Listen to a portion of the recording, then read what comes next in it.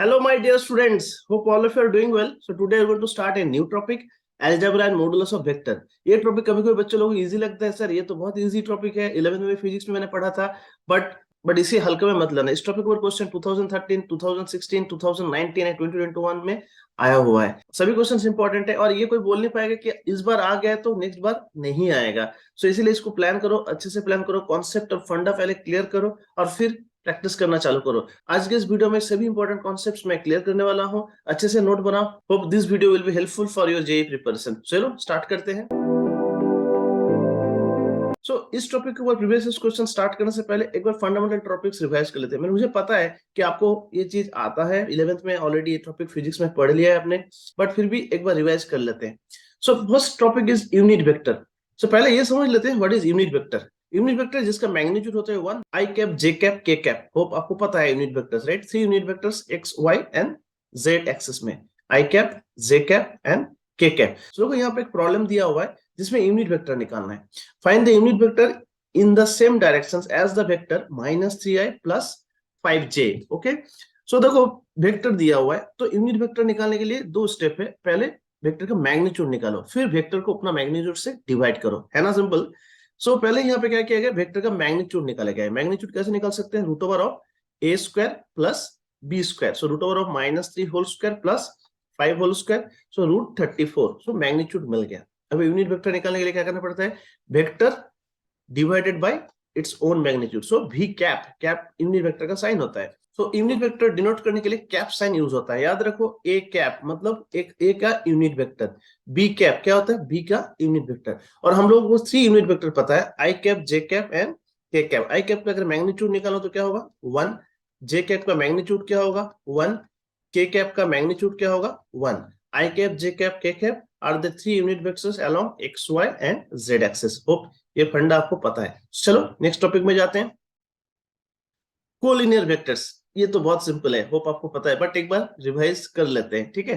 देखो, देखो to non collinear vectors कैसे दिखता है। Okay, this are non collinear, but collinear vectors in same direction, it's kind of parallel vector, right? Collinear मतलब two vectors are collinear if they have the same directions and are parallel और anti parallel. देखो ये दोनों same directions में parallel है, so that's why this is called as collinear vector. यहाँ पे देखो collinear vectors in opposite directions, collinear है बट ये ऑपोजिट डायरेक्शंस है। इंपॉर्टेंट है कोलिनियर वेक्टर के लिए ये formula. Okay, for example R1 is a vector a1 i cap plus a2 j cap plus a3 k cap. Similarly, R2 is a vector b1 i cap plus b2 j cap plus b3 k cap, right? What is a1, a2, a3? These are called directions ratio of the R1, and b1, b2, b3 these are called directions ratio of R2. अगर ये दोनों vector collinear है, then the ratio of the directions ratio will be proportional. For example, a1 divided by b1 equal to, यहाँ पे देखो a2 divided by b2, a3 यहाँ पे है b3। Let's take any constant lambda, ठीक है? ये एक इंपॉर्टेंट प्रॉपर्टी है कोलिनियर वेक्टर के लिए। चलो आगे जाते हैं। नेक्स्ट थ्योरी जो हम लोग रिवाइज करना है, that is directions cosine of a vector. ये तो फिजिक्स में बहुत कॉमन टर्म है, बहुत सारा प्रॉब्लम फिजिक्स में इसके ऊपर बन जाता है, पर मैथ में भी इसके ऊपर बहुत सारा क्वेश्चंस प्रीवियस ईयर्स में आया हुआ है, ठीक है? देखो एक बार रिवाइज कर लेते हैं। लेट्स से वेक्टर आर जिसका फाइनल पॉइंट है पी। अभी देखो आर वेक्टर एक्स एक्सिस के साथ एक एंगल बना रहा है, एक्स एक्सिस के साथ एंगल बना रहा है, दैट इज कॉल्ड अल्फा। हम लोग यहाँ से कॉस अल्फा निकाल सकते हैं। सिमिलरली हम लोग आर वेक्टर को देखो वाई एक्सिस के साथ एंगल बना रहे हैं बीटा, तो फिर हम लोग इसका कॉस बीटा भी निकाल सकते हैं। और एक चीज देखो, यहाँ पे आर वेक्टर जेड एक्सिस के साथ गामा एंगल बना रहे हैं, तो हम लोग इसका गामा, कॉस गामा भी निकाल सकते हैं। These are called directions cosine, ठीक है? कॉस अल्फा क्या होगा? Cos alpha a by mod r, right? इसको लिख सकते हैं ए बाय √(a², b² c²। यहाँ पे आप लोगों को डाउट आ सकता है, सर मॉट आर क्या है? देखो यहाँ पे O2P ये डिनोट हो रहा है R से, तो इसका मैग्नीट्यूड अगर निकालता हो O2P का, तो हम लोग कैसे निकाल सकते हैं? √(a², b² + c²। Because R vector को हम लोग ऐसे डिनोट कर सकते हैं ai cap plus b j cap plus c k cap, right? Mod r is √(a² + b² + c²। cos alpha directions cosine मिल गया। सिमिलरली cos बीटा क्या होगा? b bye √(a² + b² + c²। Cos gamma क्या होगा, c by root over of a square plus b square plus c square. So important एक property है, देखो आप लोगों को याद रखना है, cos square alpha plus cos square beta plus cos square gamma equal to 1, और l square plus M square plus N square equal to 1। L क्या होता है, कॉस अल्फा, एम क्या होता है, कॉस बीटा, एन क्या होता है, कॉस गामा। इसको मैं एल से डिनोट कर रहा हूँ, कॉस बीटा को मैं एम से डिनोट कर रहा हूँ, कॉस गामा को मैं एन से डिनोट कर रहा हूँ। So l square plus M square plus N square equal to 1 important property है। आप इसको स्क्वायर करो, इसको स्क्वायर करो, इसको स्क्वायर करो, ऐड करो, देखो 1 आएगा। तो होप ये फंडा आप लोगों को क्लियर है। तो चलो नेक्स्ट टॉपिक में जाते हैं। सो देखो नेक्स्ट टॉपिक, सर्कमसेंटर एंड ऑर्थोसेंटर। एक क्वेश्चन जेईई मेंस में आया हुआ है, हो सकता है ये क्वेश्चन फिर से रिपीट भी हो जाए। सो पहले फंडा क्लियर कर लेते हैं, ठीक है। First topic, centroid. सबको पता है सेंट्रोइड क्या होता है। The point in which the three medians of the triangle intersect is known as centroid of the triangle. यहाँ पे देखो सेंट्रोइड दिया हुआ है, राइट। थ्री मीडियंस इंटरसेक्ट करता है, देखो ये फर्स्ट मीडियन है, ये सेकंड मीडियन है, एंड थ्री मीडियन जी पे इंटरसेक्ट कर रहे हैं, ठीक है। Next, सर्कमसेंटर। The circumcenter of a triangle is defined as the point where the perpendicular bisectors of the sides of that particular triangle intersect, ठीक है। देखो यहाँ पे एक ट्राइंगल दिया हुआ है बीसी, इसको परपेंडिकुलर बाइसेक्टर ड्रॉ किया गया, ये हो गया परपेंडिकुलर बाइसेक्टर। सिमिलरली ये लाइन का परपेंडिकुलर बाइसेक्टर ड्रॉ किया गया, ये लाइन का परपेंडिकुलर बाइसेक्टर ड्रॉ किया गया। So all three bisector intersect कर एक पर्टिकुलर पॉइंट में, उसको हम लोग क्या बोलते हैं, सर्कमसेंटर। थर्ड इज ऑर्थोसेंटर, ठीक है। ऑर्थोसेंटर होता है, the orthocentre is the point where all the three altitudes of the triangle intersect. So देखो यहाँ पे ऑर्थोसेंटर को दिखाया गया है। तो देखो ये पॉइंट से इसका ऑल्टीट्यूड निकला गया है, ये पॉइंट से इसका ऑल्टीट्यूड निकला गया, ये पॉइंट से इसका ऑल्टीट्यूड निकलेगा, सब 90 डिग्री। ये एंगल 90 डिग्री, ये एंगल 90 डिग्री, ये एंगल 90 डिग्री। सो तीनों पॉइंट एक पर्टिकुलर पॉइंट में इंटरसेक्ट कर रहे हैं, दैट इज कॉल्ड एज ऑर्थोसेंटर, ठीक है। होप ये फंड आप लोगों को क्लियर है। एक इंपॉर्टेंट प्रॉपर्टी आपको और याद रखना पड़ेगा, वो है position vector of centroid. Position vector of centroid is G vector is A vector plus B vector plus C vector by. दूसरा एक इंपॉर्टेंट प्रॉपर्टी आपको याद रखना है, यहाँ पे जी divides the line joining circumcenter and orthocenter in the ratio of 1:2, internal division करता है, ठीक है। सो यहाँ पे देखो P वेक्टर डाल दिया, यहाँ पे G वेक्टर डाल दिया, यहाँ पे R वेक्टर डाल दिया। G वेक्टर क्या होता है, सेंट्रोइड का पोजीशन वेक्टर। P वेक्टर क्या होता है, position vector of the circumcentre. And R क्या होता है, position vector of the orthocentre. So G का कोऑर्डिनेट क्या होगा फिर, अगर 1:2 रेशियो में इंटरनल डिवीजन कर रहे हैं। होप आपको इंटरनल डिवीजन का फॉर्मूला पता है, मैं आपको नहीं बताऊंगा, आप खुद से ढूंढ लो। सो इसका फॉर्मूला होगा जी का पोजीशन वेक्टर का 1 into R vector plus 2 into P vector divided by 1 plus 2. So 2P vector plus R vector divided by 3. So this is G का पोजीशन वेक्टर। कौन सा फॉर्मूला मैंने यूज किया, ये फॉर्मूला निकालने के लिए आप ढूंढ सकते हो, कमेंट बॉक्स में जरूर लिखना, ठीक है। सो चलो अभी आगे जाते हैं। सो देखो जितना टॉपिक अभी कवर किया है, उसी टॉपिक के ऊपर 2021 में, 2019 में, 2019 में एंड 2016 में क्वेश्चंस आया हुआ है। सो इसे हल्का में मत लो, दिस इज रियली इंपॉर्टेंट, ठीक है। तो देखो 2021 में जो क्वेश्चंस आया हुआ है कोलिनियर वेक्टर के ऊपर, फिर देखो ये L square plus M square plus N square equal to 1, इस टॉपिक पे क्वेश्चंस बना हुआ है। फिर से देखो ये कोलिनियर के ऊपर एक क्वेश्चंस बना हुआ है।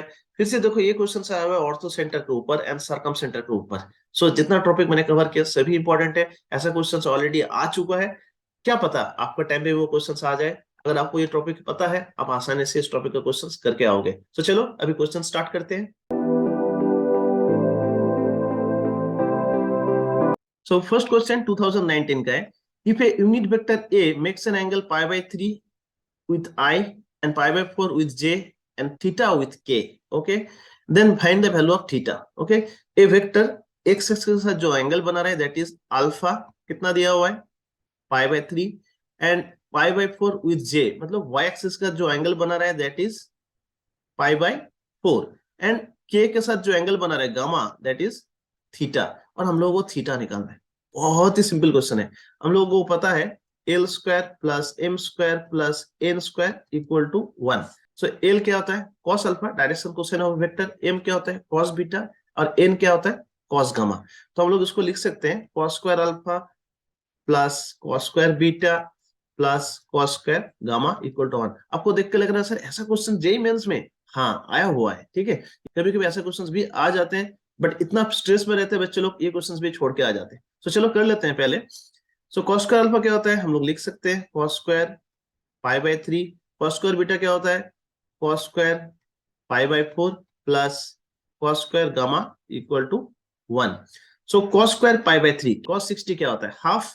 सो कॉस 60 का होल स्क्वायर क्या होगा, 1/4 प्लस कॉस पाई बाय 4 क्या होता है, 1/√2। तो यहाँ पे लिखता हूँ 1/2 plus cos square gamma equal to 1। So यहाँ पे देखो कॉस स्क्वायर गामा आ रहा है 1 माइनस 1/4 माइनस 1/2। सो 4 एलसीएम लेता हूं, सो 4 माइनस 1 माइनस 2, सो यहाँ पे आ जाएगा 1/4। सो देखो हम लोगों को मिल गया cos square gamma equal to 1/4। So cos gamma क्या होगा, प्लस माइनस 1/2। सो अभी अगर कॉस गामा अगर 1/2 लेता हूं, सो गामा क्या होना चाहिए 60 डिग्री और पाई बाय 3। सो चेक करते हैं option, but pi by 3 option में तो है नहीं। सो अनदर ऑप्शन चेक करना पड़ेगा, cos gamma equal to minus 1/2, cos gamma equal to minus pi by 2। आप लोग खुद से बताओ गामा क्या होना चाहिए। मैं डायरेक्टली आंसर लिख रहा हूं, गामा इक्वल टू 2π/3। सो इसका सोल्यूशन होगा बी। होप ये कॉन्सेप्ट आप लोग क्लियर है। तो चलो नेक्स्ट क्वेश्चन में जाते हैं।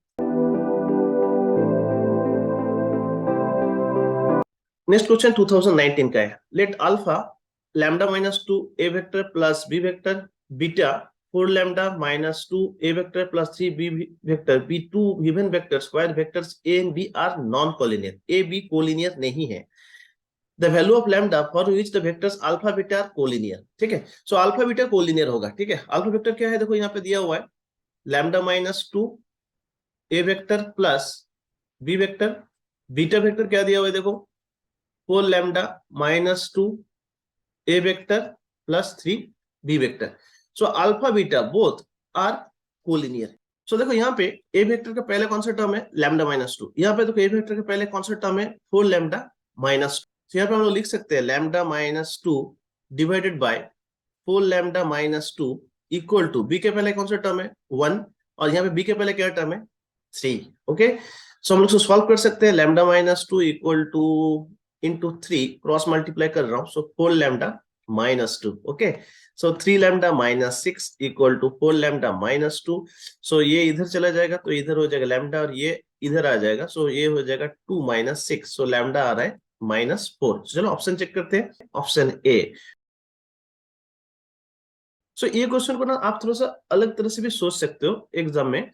सो देखो दिया हुआ है क्वेश्चन में a b are non collinear vector. So मैं ए वेक्टर को एज्यूम कर रहा हूं ना i cap, x axis wise unit vector, थोड़ा सिंपल होगा इसीलिए मैंने आई कैप लिया। ठीक है, बी वेक्टर को मैंने एज्यूम किया let's take J cap, non collinear है सो जे कैप ले लिया, वाई एक्सिस का यूनिट वेक्टर। ठीक है, अभी क्वेश्चन में देखो दिया हुआ है अल्फा वेक्टर क्या होगा, फिर अल्फा वेक्टर को हम लोग ऐसे लिख सकते हैं लैम्डा माइनस 2 आई कैप प्लस बी कैप, मतलब यहाँ पे जे कैप आ गया। सिमिलरली बीटा वेक्टर क्या हो जाएगा फिर 4 लैम्डा माइनस 2 ए कैप मतलब i cap plus 3 b cap मतलब जे कैप। अभी देखो अल्फा बीटा एक वेक्टर मिल गया। ठीक है, which is a combination of a b vector. अभी अल्फा बीटा क्या है, अभी कोलिनियर है, तो कोलिनियर का प्रॉपर्टी क्या होता है, so the ratio of the direction ratio will be constant. So देखो यहाँ पे लिख सकता हूँ alpha minus 2 divided by 4 lambda minus 2। So direction ratio का रेशियो निकल रहा हूं, इसका क्या होगा 1 और इधर क्या होगा 3। इससे भी आपको लैम्डा इक्वल टू -4 आ जाता है। सो होप कॉन्सेप्ट क्लियर है। सो चलो नेक्स्ट टॉपिक में जाते हैं।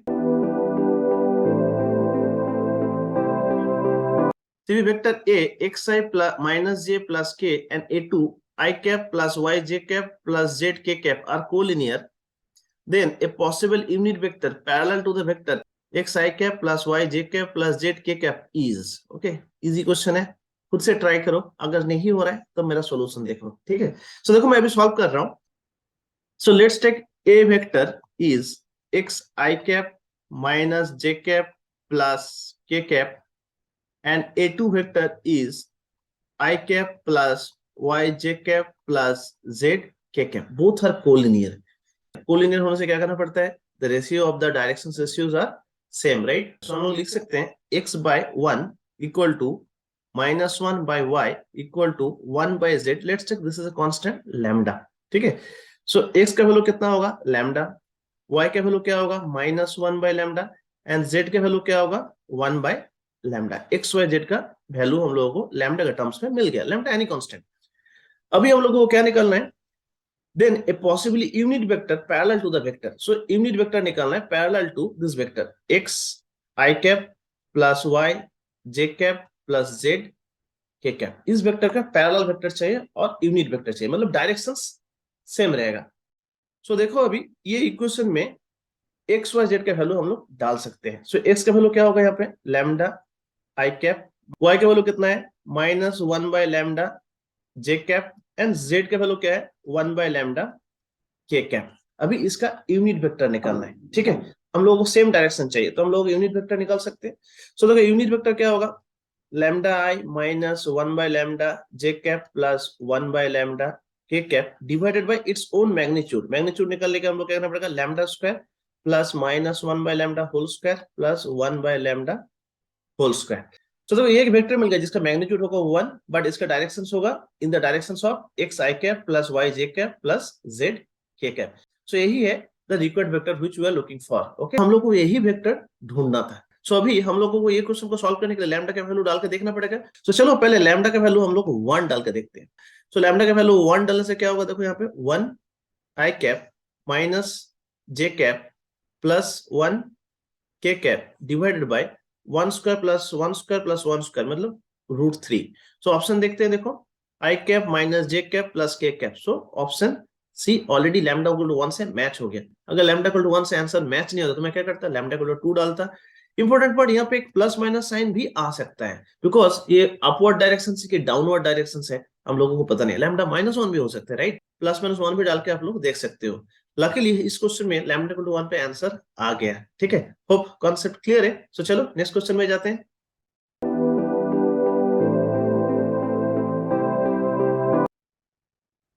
ये 2016 का क्वेश्चन है.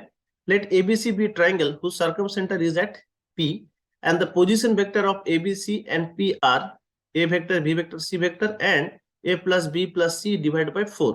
Then the position vector of the orthocenter of the triangle is. ठीक है, so important property है centroids divides the line joining circumcenter and orthocenter in the ratio of 1:2. So यहाँ पे G vector क्या है this is the position vector of centroid. मतलब हम लोग ऐसा लिख सकते हैं a vector plus B vector plus C vector divided by 3 equal to g vector, centroid का पोजिशन वेक्टर. पी वेक्टर क्या होता है circumcentre right, circumcentre का पोजिशन वेक्टर. पी वेक्टर क्या होगा यहाँ पे a vector plus B vector plus C vector यहाँ पे दिया हुआ है बाय, और आर वेक्टर अभी हम लोगों को निकालना पड़ेगा. ठीक है, सिंपल क्वेश्चन. सो जी का पोजिशन वेक्टर निकाल सकते हैं ये फॉर्मूला से 1 into r vector plus 2 into p vector divided by 1 plus 2. Internal division का formula mx2 plus nx1 by m plus n. So देखो 3g vector equal to r vector plus 2p vector. r vector will be 3g vector minus 2p vector. so 3 into g होगा यहाँ पे a vector plus b vector plus c vector minus 2 into p a vector plus b vector plus c vector divided by 4 है तो यहाँ पे 2 रह जाएगा. So हो जाएगा a vector plus B vector plus C vector divided by 2. So चलो option check करते हैं, ऑप्शन सी. सो होप ये फंडा क्लियर है. सो चलो अभी नेक्स्ट क्वेश्चन में जाते हैं. सो ये क्वेश्चन 2013 एंड 2003 में आया था. ठीक है, if the vectors a b equal to 3 I cap and 4 K cap and AC 5 I cap minus 2 J cap plus 4 K cap are sides of the triangle ABC, then the length of median through A is. So देखो एक triangle बना रहा हूं. Let's take this is A, this is B and this is C. Given a AB vector is 3 I cap plus 4 K cap and AC vector is 5 I cap minus 2j cap plus 4k cap. हम लोगों को निकालना क्या है A M median. अभी हम लोगों को निकालना है ए एम का लेंथ राइट, ए एम का मैग्नीट्यूड. ओके, ये हम लोगों को निकालना है. और एम क्या है बीसी का मिड पॉइंट. सो पहले हम लोग ए एम वेक्टर निकाल लेते हैं. सिंस बीसी का मिड पॉइंट है तो हम लोग उसको ऐसे लिख सकते हैं a b vector plus AC vector divided by 2 since M is the midpoint between BC. So AB vector plus AC vector by 2. तो हम लोगों को क्या मिलेगा AM vector मिल जाएगा. AB vector यहाँ पे देखो दिया हुआ है 3 I cap plus 4 के कैप, एसी वेक्टर देखो यहाँ पे दिया हुआ है 5i cap minus 2j cap plus 4k cap और 2 से डिवाइड करो। तो देखो 3i प्लस 5i होता है 8i डिवाइडेड बाई 2, सो हो जाएगा 4i cap minus 2j cap divided by 2, so हो जाएगा minus j cap, 4k cap plus 4k cap, 8k cap divided by 2, so यहाँ पे हो जाएगा 4k cap. So am vector मिल गया। अभी इसका मैग्नीट्यूड निकालना है। मैग्नीट्यूड कैसे निकाल सकते हैं? Root over of a square plus b square plus c square, so 4 square plus minus 1 whole square plus 4 square, so root 16 plus 1 plus 16, root over of 16 plus 1 plus 16 मतलब रूट 33। सो चलो option check करते हैं। So option D. So hope concept clear है। सो I hope अगर ऐसे question exam में आ जाते तो आप एग्जाम में ऐसे क्वेश्चंस को आप सॉल्व कर लोगे। Wish you all the best.